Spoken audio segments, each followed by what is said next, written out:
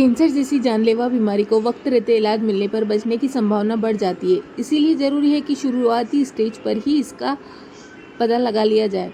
Common लक्षण के जरिए कैंसर के बारे में लगाया जा सकता है। लोकल हिस्ट्री के जरिए हम आपको बताते हैं कि कई बार शारीरिक बदलाव को अनदेखा करते हैं जो कैंसर जैसी बीमारी का रूप ले लेते हैं। कैंसर की बात आइए जानते हैं डॉक्टर से।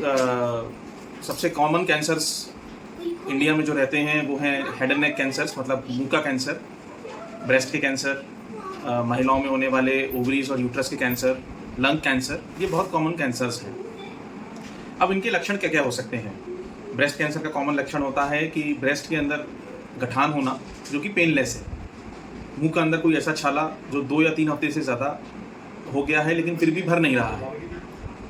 बेवजह वेट लॉस होना, पेशाब में या लैट्रिन के रास्ते से खून आना, लैट्रिन काली आना, पेट दर्द बने रहना, पेट में सूजन आना, पेट में पानी भर जाना, खांसी आना, बहुत लंबे समय तक सूखी खांसी आना या फिर खांसी के अंदर खून आना, थूक गुटकने में या खाना निगलने में दर्द होना या फिर खाना नहीं निगले जाना, गर्दन के सामने की ओर कुछ गठान होना, ये सारे कुछ कॉमन सिम्टम्स हैं जो कैंसर को हो सकते हैं, कैंसर के हो सकते हैं। कि कैंसर होता क्यों है? तो कैंसर होने के कई सारे कारण होते हैं। पहला मुख्य कारण होता है तंबाकू, मदिरापान करना, सिगरेट पीना, ये सबसे कॉमन कारण होता है। ये गले का कैंसर, मुंह का कैंसर, खाने की नली का कैंसर, किडनी कैंसर, पेशाब की थैली का कैंसर, पेट का कैंसर, ब्लड कैंसर्स, ये सारे प्रकार के कैंसर्स तंबाकू या उनके सेवन से हो सकते हैं। दूसरा एक रीज़न आता है एक्सरसाइज का जीवन में ना होना, व्यायाम रेगुलर ना करना। तीसरा रीज़न है खाने पीने में लापरवाही बरतना, जंक फूड्स खाना, फास्ट फूड खाना, अपना जो सेहत भरा जो खाना रहता है, जो इंडियन डाइट जिसको बोलते हैं, जिसके अंदर हरी सब्जियां, फ्रूट्स और मोटा अनाज इंक्लूड होता है, इन सब चीज़ों को अवॉइड करना।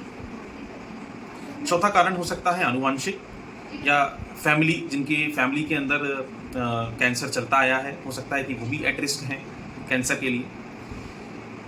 कुछ कारण एक ओल्ड एज भी होता है, जैसे जैसे अपना शरीर बूढ़ा होता जाता है तो अपनी जो नॉर्मल सेल्स हैं उनके अंदर एक नेचुरल ही बदलाव आता जाता है, जिसके कारण से कैंसर हो सकता है। जैसे प्रोस्टेट कैंसर एक बहुत आम कारण है। और कारण की अगर अपन बात करें तो हेपेटाइटिस बी वायरस की वजह से लिवर कैंसर हो सकता है। ह्यूमन पैपिलोमा वायरस की वजह से सर्विक्स कैंसर या बच्चेदानी के मुंह का कैंसर हो सकता है। एप्स्टीन वायरस होता है जिससे लिम्फोमा नामक कैंसर हो सकता है। लंग कैंसर की बात करें तो स्मोकिंग है, ये जो बहुत ज़्यादा पोल्यूशन है, एयर पोल्यूशन, वो भी लंग कैंसर का एक बहुत बड़ा कारण है। और कुछ केसेस में अपन को कारण नहीं आता है कि इन कैंसर से कैसे बचा जा सकता है। तो कैंसर बचाव के लिए अपने आप को फिट रखना, अपनी डाइट में ध्यान देना, मदिरापान, तंबाकू, स्मोकिंग, इन सबसे दूर रहना। चौथा, अगर आप किसी भी सिम्टम्स जो भी आपको आते हैं उसको तुरंत आप अगर डॉक्टर को कंसल्ट करते हैं तो भी हो सकता है कि अपन जो कैंसर अपन को स्टेज 3, स्टेज 4 में पता चले, वो अपन को पहले ही मालूम चल जाए।